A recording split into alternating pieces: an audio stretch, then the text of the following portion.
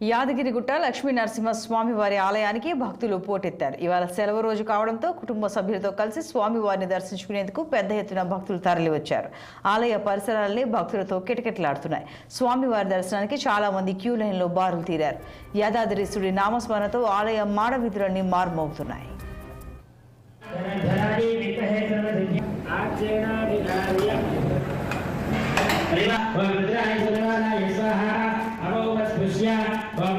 స్వామివారి ఉచిత ప్రవేశ దర్శనానికి సుమారు 3 గంటలు, ప్రత్యేక దర్శనానికి గంటన్నర సమయం పడుతోందని యాడ అధికారులు తెలిపారు.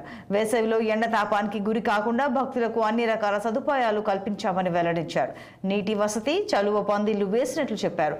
సెలవు రోజు కావడం వల్ల భారీ ఎత్తున భక్తులు ఆలయానికి వచ్చారని అధికారులు తెలిపారు. మరోవైపు ప్రసాద విక్రయశాల, సత్యనారాయణ స్వామివారి వ్రత మండపం, కొండ కింద విష్ణు పుష్కరిణి, కారు పార్కింగ్, బస్టాండ్లో భక్తుల సందడి నెలకొంది.